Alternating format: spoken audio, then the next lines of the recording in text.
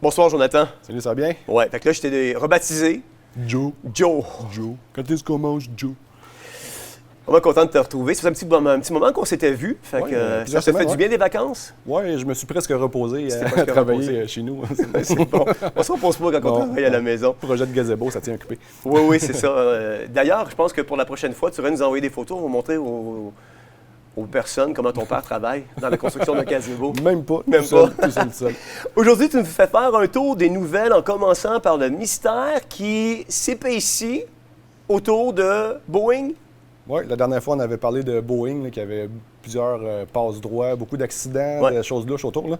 Mais ça devient encore plus louche. La dernière fois, on avait vu que normalement, c'est très sécuritaire, les vols commerciaux. Là, les normes, c'est là de la construction, la maintenance et Ouais. ainsi de suite. Là. Mais récemment, depuis janvier, il y a énormément d'accidents, de bris, de moteurs en feu. Cette semaine, des dépressurisations, des pertes de roues. Le cours de diction, hein, juste dire ce mot-là. Oui, oui. Fait que ça devient terriblement louche ces temps-ci, la quantité d'incidents qui se passent dans ce monde-là. Plusieurs cas de Boeing surtout, puis des fois Airbus. Fait que moi, à mon avis, on essaie de faire peur aux gens pour avoir peur de voler. Parce qu'il faut tout s'unir pour sauver la planète. C'est leur Je but. voulais faire un jeu de mots place. Il faut avoir peur de voler aussi. Ouais. C'est contre la loi. Piquer, c'est voler. Oh, c'est bon, c'est bon. Donc, il faut rajouter une couche de suspicion à ce que j'avais parlé la dernière fois. Il y a un deuxième lanceur d'alerte contre Boeing qui vient de mourir en quelques mois en fait. Ouais. Fait que, le lanceur d'alerte Joshua Dean, qui avait fait part de ses inquiétudes concernant les avions en réaction de Boeing, est décédé à 45 ans. Ça, c'était le 1er mai, cet article-là. Fait quand même un mois, je n'étais pas venu. Fait que, il était décédé le 1er mai.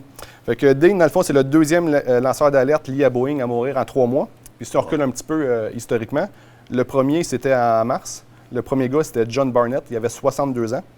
Fait que, il était en procès, en train de témoigner contre Boeing.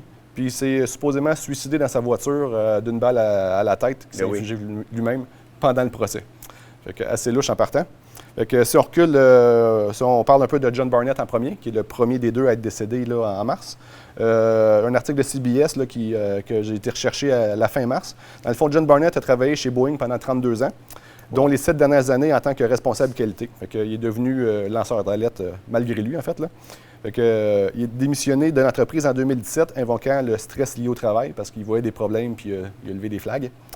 Fait que, au fil de cette période, il a développé des inquiétudes quant au fonctionnement de l'entreprise. Puis avant de démissionner, il avait fait une plainte administrative formelle là, auprès de l'administration de la sécurité et de la santé du travail. Fait que, il a vu des choses puis il les a dénoncées. Fait que Barnett il était à Charleston, en Caroline du Sud, pour témoigner dans son affaire de dénonciation contre l'entreprise aérospatiale en difficulté. Lorsque le 9 mars, il a été retrouvé mort dans sa voiture sur le parking de l'hôtel. Il avait 62 ans. Encore à ce jour, la police enquête sur la mort. Puis le coroner a qualifié ça de suicide apparent. Juste avant qu'il reprenne sa déposition contre Boeing. Fait qu'il était supposé de continuer à témoigner dans le procès, mais ça s'est arrêté à la façon Clinton. Subitement. Ouais. Fait que, si on revient au deuxième lanceur d'alerte qui est mort plus récemment, le 1er mai. Joshua Dean. Joshua Dean, ça fait que c'est un ingénieur, lui, et ancien auditeur qualité chez Spirit. Dans le fond, c'est un fournisseur de Boeing. Fait que lui, il avait fait 2 entretiens au cours de janvier 2023. Fait que, voilà un an environ, il a rencontré les dirigeants puis il a dit qu'il y avait des problèmes dans l'entreprise. Là. Fait que Dean avait déclaré que Spirit avait fait pression sur des employés pour qu'ils ne signalent pas les défauts afin de faire sortir des avions d'usine plus rapidement. Comment tu peux jouer avec la vie des gens à ce point pour pas alarmer les autorités qu'il y a des choses qui ne tournent pas rond chez le constructeur Boeing? Tu tournes des coins ronds dans de la fabrication automobile, ben l'auto arrête puis tu te parques sur le bord, mais en avion, ça pardonne un petit peu moins. Oui, disons que c'est difficile de pratiquer un parallèle Ouais. dans les airs. Ça arrête sec. Fait que Dean a été licencié en avril 2023 en représailles là, à la prise de position qu'il avait faite. Fait qu'il dit « Je pense qu'il envoyait un message à quelqu'un d'autre », a déclaré Dean. « Si vous êtes trop bruyant, nous vous ferons taire. » Fait que Dean a été un des premiers à signaler des défauts potentiellement dangereux sur les avions 737 Boeing MAX. Fait que si on se rappelle, là, le bal des accidents récents, là, ça avait commencé vraiment en janvier là, sur un Boeing 737 d'Alaska Airlines. Dans le fond, il avait perdu un panneau de porte en plein vol. L'avion s'était dépressurisé, puis la vidéo a fait le tour des réseaux sociaux. Là. Puis après ça, là, ça a été non-stop là, depuis. Là. À toutes les semaines, on en voit plusieurs passer. Fait qu'actuellement, il y a un procès des actionnaires contre Spirit pour avoir dissimulé des défauts. Fait que le lanceur d'alerte avait raison. Puis Boeing et Spirit se défendent en disant qu'ils ont perdu le meilleur de leur main-d'œuvre, dans le fond, pendant la pandémie. Fait que c'est pour ça là, qu'il y a des problèmes. Là. C'est pas parce qu'ils ont fermé les yeux. Fait que, donc, Joshua Dean, notre deuxième lanceur d'alerte, il vient de mourir à 45 ans. 45 ans. Ouais. Fait que sa famille l'a décrit comme un fou de la santé. C'est un décès là, de santé dans ce cas-là, là, mais viral. Mais sa famille l'a décrit comme un fou de la santé. Il buvait rarement, il allait au gymnase, il courait à tous les jours, il faisait attention à son alimentation. Tout le contraire de moi, à part le boire. Là. Il avait commencé à se sentir mal le 21 avril, puis 2 semaines plus tard, il était mort. Fait que ça a été assez rapide. Là. En 2 semaines, dans le fond, il est décédé là, de problème viral. Fait qu'il a reçu un deuxième diagnostic de grippe B, infection bactérienne à SORM, puis il y a eu une pneumonie, les poumons étaient complètement remplis. Fait que c'est quand même assez louche comme histoire. Là. Le médecin il a dit qu'il n'avait jamais rien vu de pareil de sa vie. Ses poumons étaient complètement gommés comme un filet dessus. Puis dans le fond, la famille a demandé une autopsie pour voir si les causes de la mort, c'est douteux ou non. Là. Fait que, la famille a dit « Nous ne savons pas exactement de quoi il est mort », a déclaré sa mère. Nous savons qu'il avait un tas de virus, mais vous savez que nous ne savons pas si quelqu'un lui a fait quelque chose ou est simplement tombé vraiment malade. Fait que sa famille se pose des questions. Là. C'est quand même louche là, qu'il meurt en 2 semaines d'un super virus. Fait que pas juste les Clinton qui perdent des témoins importants pendant un procès. Fait que, non. Je veux juste préciser aussi que je ne suis pas suicidaire. Là. Fait que... La pilule abortive n'est pas si sécuritaire qu'on le prétend. Oui, ça se passe en Angleterre. Dans le fond, un article de Life Site News. Il y a un rapport qui dit que 39 000 femmes britanniques auraient souffert de complications liées à un avortement maison sur une période de 5 ans. Hey, 39 000. C'est énorme, là. C'est énorme. C'est supposé être 100% fiable et sécuritaire, là, comme qu'on dit dans bien des domaines. Au cours des 5 dernières années en Angleterre et au Pays de Galles, au moins 39 000 femmes auraient été traitées dans les hôpitaux du NHS, ça c'est le National Health Service de l'Angleterre, pour des complications résultant d'avortements médicamenteux incomplets, ratés à domicile. Dans le passé, ces complications-là auraient dû être traitées dans des établissements de prestataires d'avortement. En gros, dans les 5 dernières années, ce qui s'est passé, c'est que l'avortement, dans le fond, il était pratiqué dans des hôpitaux ou des cliniques d'avortement. Puis ils ont passé une loi, dans le fond, en décembre 2018, qui autorise les femmes d'avoir la 2e dose de pilule chimique pour l'avortement à la maison. Ils vont voir le médecin, ils ont la première pilule. Après ça, ils vont chez eux pour avorter en prenant la 2e pilule à la maison. Avec le misoprostol, qu'ils disent. Mais le problème, c'est que, mettons statistiquement, là, si on regarde la prochaine image, il y a eu un transfert vraiment drastique là, depuis 2018, quand on a autorisé de faire ça à la maison. Aujourd'hui, 85 des avortements sont rendus à la maison au lieu de dans les cliniques. Mais ça vient avec des nouveaux problèmes de faire ça à la maison au lieu dans des places spécialisées. Selon le Collège royal des obstétriciens et gynécologues, il prévient que jusqu'à 1 de tous les cas d'avortement médicamenteux échouent, ce qui signifie que les femmes sont toujours enceintes après avoir pris les 2 médicaments. Là, ça se demandait c'est quoi les conséquences sur le bébé. Là, tu survis une attaque chimique pour un avortement, puis le bébé survit pareil, c'est sûr qu'il y a des conséquences physiques au bébé, on s'entend? C'est horrible. Puis le deuxième problème que ça soulève, encore selon le NHS, c'est que les avortements médicamenteux, si on les fait avant 14 semaines de grossesse, c'est qu'il y a 7 des femmes qui ont besoin d'une autre procédure pour retirer les parties de grossesse restées dans l'utérus. Ça sonne bien, là, parties de grossesse, mais on s'entend que c'est des parties de bébé là, qui ne sont pas toutes sorties. Là. Fait que, dans le fond, le bébé se défait en morceaux avec les produits chimiques, puis il y a une partie qui sort, puis il y a une partie qui reste en dedans. Fait qu'un avortement avant 14 semaines, c'est 7 des femmes que c'est incomplet, puis qui se ramassent à l'hôpital après. Ouais. Puis, image suivante, pour les avortements médicamenteux après 14 semaines, c'est 13 Fait que ça, c'est ce qu'on appelle le fameux curetage, là, pour pouvoir s'assurer qu'il n'y a plus de morceaux de bébé qui soient restés dans l'utérus et tout ça. Oui, c'est ça. Fait que, dans le fond, c'est pendant l'âge de la grossesse, là, 7 ou 13 des femmes qui, j'imagine, ils ne filent pas bien après, ils doivent avoir des infections ou je sais pas, ils s'en vont à l'hôpital, puis là, ils se rendent compte qu'il reste des parties de grossesse dans l'utérus, puis là, ils font un curetage là, pour enlever le reste. Fait que c'est assez hallucinant. Fait que, dans le fond, le bébé sort en morceaux, mais pas en entier, puis il reste des parties. Fait que c'est ça. Fait que c'est quand même loin d'être 100% sécuritaire et efficace, puis encore plus les conséquences psychologiques qui suivent de ça. On avait déjà parlé très brièvement, mais il y a une loi qui va attaquer directement la Bible qui pourrait être adoptée aux États-Unis, une loi antisémitisme. Oui, c'est une loi large, là, mais à l'intérieur de ça, il y a vraiment une attaque contre la Bible. Là. Ouais. On dit clairement que c'est un livre haineux, en fait. Là. Ouais. Puis c'est probablement la loi la plus anti-biblique depuis l'histoire des États-Unis puis de la Constitution. Là. C'est vraiment une attaque contre la Bible elle-même, là. C'est pas juste une question des valeurs, avortement ou autre, là, c'est contre le livre de la Bible. Là. Un peu comme celle que Yves-François du Bloc québécois a proposé en le projet de loi 367 là, qui veut rendre justement la Bible discours haineux. Ouais. Puis probablement un peu dans la loi C-63 qu'on va parler un peu tantôt. Oui, là. aussi. Fait que la même chose. Là. Fait que c'est tout concerté en même temps, comme par hasard. Fait que, dans le fond, il y a un article de Gateway Pundit, mais ils en ont parlé à plusieurs endroits. Là. Fait que le Parti républicain il a adopté un projet de loi controversé qualifiant certaines écritures chrétiennes d'antisémites, suscitant des craintes d'une criminalisation des croyances religieuses. Fait que, dans le fond, c'est la Chambre des représentants, qui en plus est une majorité républicaine. Fait que, normalement, ils sont conservateurs, plus pro-chrétiens et autres. Puis là, c'est une loi qui va vraiment à l'encontre de la Bible, ou une attaque directement. Fait qu'ils ont adopté, dans la Chambre des représentants, le 1er mai, la loi sur la sensibilisation de l'antisémitisme. Fait que c'est le HR 6090, qui a déclenché un débat important sur l'interprétation des textes religieux et la définition du discours de haine. Fait qu'il a été adopté par 320 voix contre 91. Quand même, c'est assez majoritaire. Hein? Oui. Puis, dans le fond, dans l'opposition, tu as eu 70 démocrates et 21 républicains. Fait que c'est quand même assez majoritaire, comme tu dis. Fait que le représentant Lawler a écrit « Je suis fier de mon projet de loi sur l'Antisemitism Awareness Act qui vient d'être adopté. Ce projet de loi bénéficie d'un large soutien bipartisan, c'est le cas. Il lancera le processus de répression de l'antisémitisme. Mais on va voir que là-dedans, ça inclut une attaque contre la Bible, que nous avons vu sévir dans les universités à travers l'Amérique. Le projet de loi définit l'antisémitisme de manière assez large, en intégrant les définitions fournies par l'Alliance internationale pour la mémoire de l'Holocauste. C'est le IHRA. Ouais. Mais dans le fond, ce que j'ai compris, on le voit plus loin, là, c'est qu'ils n'ont pas mis la définition d'antisémitisme dans le projet de loi, mais ils réfèrent à la définition d'un autre organisme. Fait que là, tu ouvres la porte à si l'organisme change de définition, la loi se met à jour, puis la porte est grande ouverte. Là. Ouais. Encore plus.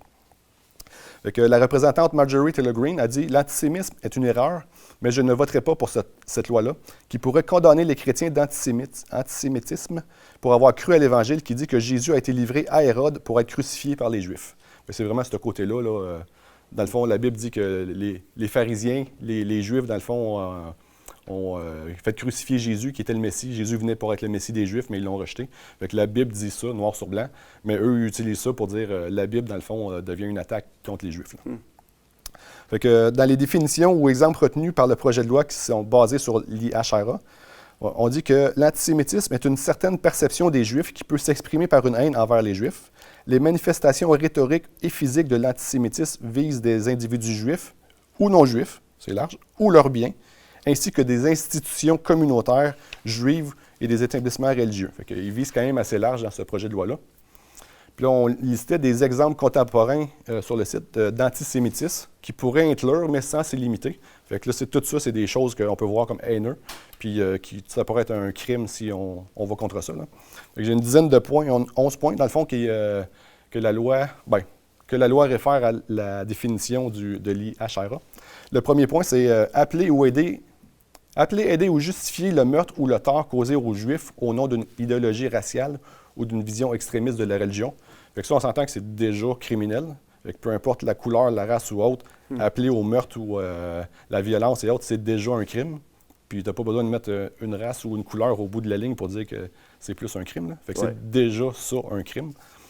Point 2, faire des allégations mensongères, déshumanisantes, diabolisantes ou stéréotypées sur les Juifs en tant que tels ou sur le pouvoir des Juifs en tant que collectif, comme notamment, mais pas exclusivement, le mythe d'une conspiration juive mondiale ou des Juifs contrôlant les médias, l'économie, le gouvernement ou d'autres institutions sociétales. On ne peut plus parler de Rothschild, Rockefeller, la Réserve fédérale américaine ou autre. Là. Les talmudistes. Là, ouais. C'est un long sujet, ça. C'est un long sujet. Oh, oui. Fait que, dans le fond, si tu parles contre les Rothschild, Rockefeller ou la Réserve fédérale américaine qu'il y aurait des Juifs là, en haut de ça, ou les médias ou autres, ben c'est de l'antisémitisme, puis ça devient un crime haineux. Fait que, en tout cas, cette loi-là, ça confirme quand même le pouvoir. Oui, absolument. Indirectement. Fait que, je trouve ça assez direct, moi. Assez, oui. Point 3, accuser les Juifs en tant que peuple d'être responsables d'actes répréhensifs réels ou imaginaires. Fait que si tu les accuses de quelque chose d'imaginaire aussi, c'est un crime. Commis par une seule personne ou un seul groupe juif, ou même d'actes commis par des non-juifs. Fait que ce qui est drôle, c'est qu'on peut accuser tous les Blancs d'être responsables de l'esclavage. Puis tu sais, souvent, il parlait récemment qu'on devrait payer des réparations ou autres parce qu'on est blanc, parce que nos ancêtres ont fait ça. Mais là, c'est comme un deux poids, deux mesures, là. Ouais. Fait que, ils peuvent accuser tous les Blancs d'être tous méchants parce qu'il y a eu des esclaves là longtemps, mais là, ils mettent un deux poids, deux mesures avec les Juifs. Puis, tu sais, on l'a vu aussi quand la Russie a envahi l'Ukraine, là. Publiquement, ils attaquaient des citoyens, des sportifs russes parce qu'ils étaient russes en le blâmant pour la guerre de Poutine, là. Fait que tout le temps, deux poids, deux mesures, là, ça fait pas grand sens.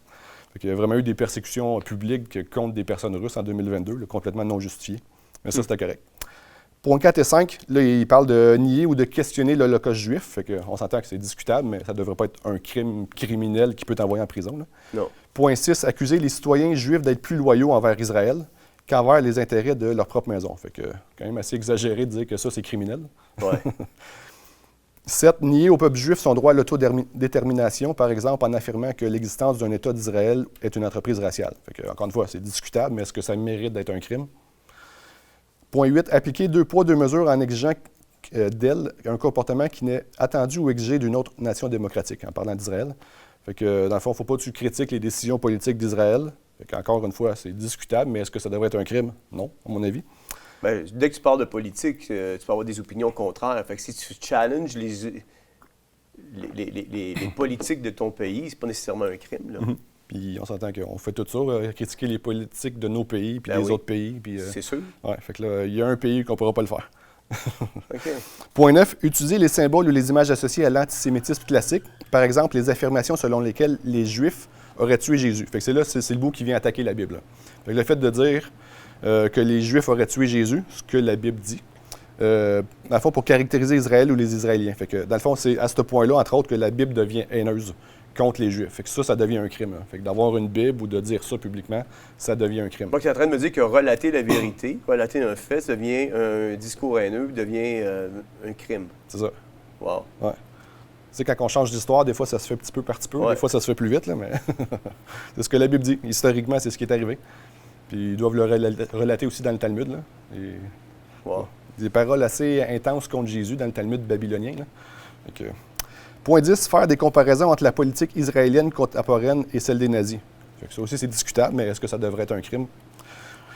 11, tenir les Juifs collectivement responsables des actions de l'État d'Israël. Encore une fois, c'est correct de dire que tous les Blancs sont racistes parce qu'il y a eu de l'esclavage, mais là, il ne faut pas le faire pour... ça devient un crime de le faire pour certains Juifs. Fait que, en gros, plein de choses discutables là-dedans ou pas correctes, là, mais pas rien qui devrait être criminel qui ne l'est pas déjà, là. Fait que c'est vraiment une attaque, un, contre la liberté d'expression, puis deux, vraiment une attaque contre la Bible là, sur certains faits historiques qui se sont produits. Ouais. Fait que, il y a aussi le représentant Matt Gaetz, dans le fond, qui a parlé aussi contre cette loi-là. Il dit « Je voterai contre ce projet de loi ridicule. L'antisémitisme est une erreur, mais cette législation est rédigée sans égard à la Constitution, au bon sens ou même à la compréhension commune du sens des mots. » Fait que, dans le fond, Matt Gaetz, il a tweeté plusieurs passages de la Bible qui seraient maintenant jugés comme haineux. Fait que dans Actes 4.10, « Sachez-le, vous tous et tout le peuple d'Israël, que c'est par le nom de Jésus-Christ de Nazareth que vous avez crucifié, en parlant d'Israël, que Dieu a ressuscité des morts et que par lui, cet homme se tient bien devant vous. » C'est un verset qui dit que les Juifs, surtout les pharisiens qui ont manipulé le peuple un peu, là, ils ont poussé les gens à faire crucifier Jésus au lieu de l'accepter comme Messie. Wow. Dans 1 Thessaloniciens 2, 14 à 16, « Car vous, frères, êtes devenus les imitateurs de l'Église de Dieu en Jésus-Christ, qui sont en Judée, car vous avez souffert les mêmes choses de la part de vos propres compatriotes que de la part des Juifs, qui ont tué le Seigneur Jésus et les prophètes et nous ont chassés. » Fait qu'un autre verset qui parle que les Juifs ont tué Jésus. Fait qu'un autre verset qui devient haineux. Fait que la Bible devient remplie de versets haineux tout d'un coup. Fait que, tandis que c'est juste des faits historiques. Le représentant Thomas Massie, dans le fond, c'est un républicain du Kentucky, il a dit « La définition de l'antisémitisme apparaît nulle part dans le projet de loi, comme je disais tantôt. C'est une définition ouverte qui se base sur la définition d'une autre organisation. Fait que la porte est grande ouverte. Fait qu'il dit « Les Américains devraient-ils être poursuivis pour avoir tenu ces propos dans tous les contextes? Je crois que non. Il s'agit d'un projet de loi inconstitutionnel mal conçu. » Fait que, dans le fond, le projet a été approuvé à la Chambre des représentants, puis là, il est transféré au Sénat avant d'être vraiment approuvé, où il devrait faire l'objet de discussions et d'un examen approfondi, alors que les législateurs et le public pèsent l'équilibre entre la lutte et le discours de la haine, versus la préservation du droit à la liberté d'expression. Mais comme on disait tantôt, il y a un projet de loi semblable au Canada, c'est le Bill C-63, le Online Arms Act. Fait qu'il a été introduit le 26 février.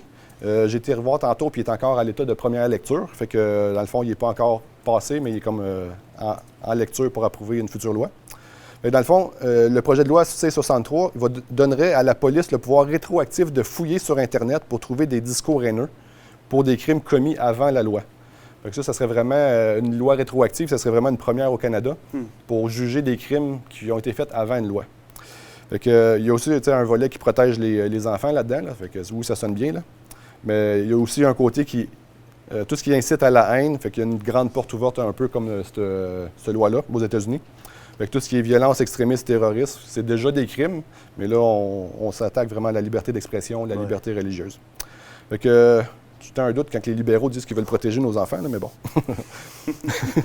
Fait que des attaques contre la Bible, spécialement par des groupes de Juifs, c'est quand même pas un hasard. Là, on a déjà parlé une fois ou deux là, des Shabbat Lubavitch. Là. C'est comme des groupes assez fortunés qui veulent prendre la tête du contrôle mondial. Là.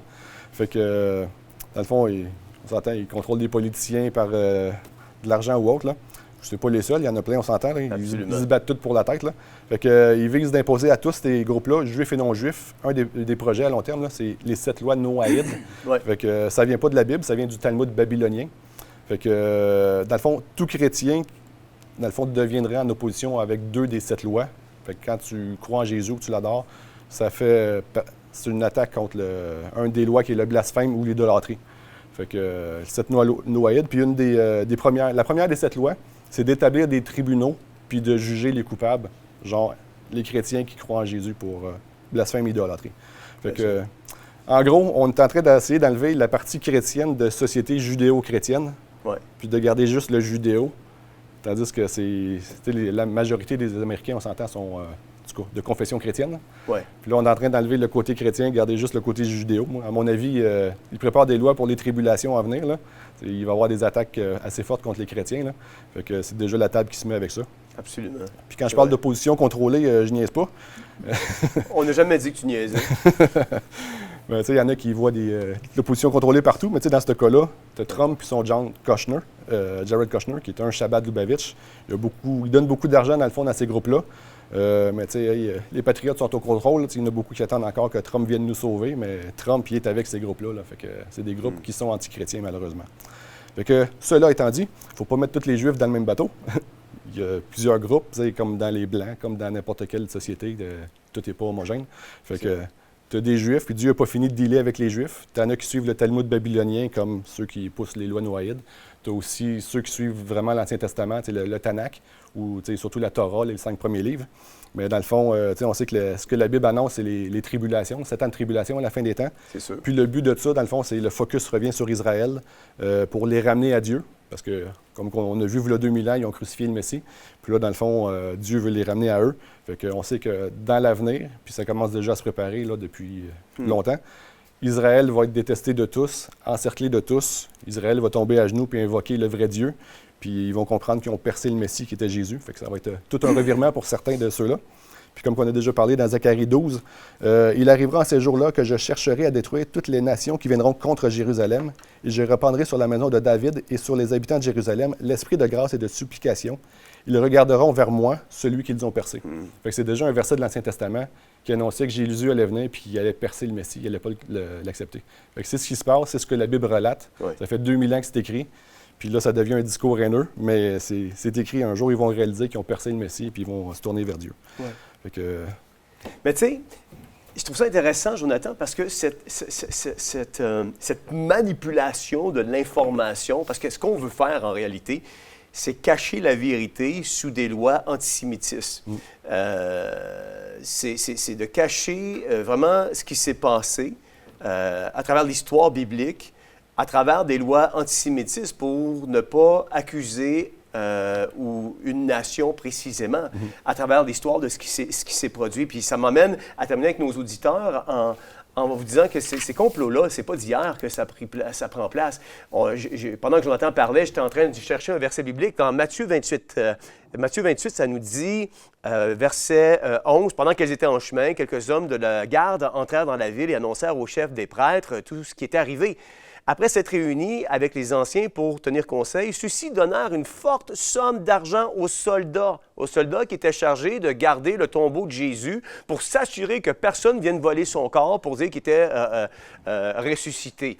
Fait que finalement, on a mis des soldats qui étaient devant le tombeau pour s'assurer qu'il n'y avait personne qui était pour venir voler son corps. Ces soldats-là sont restés toute la nuit à surveiller le corps. Et ce qui était impressionnant, c'est le complot qui prend place.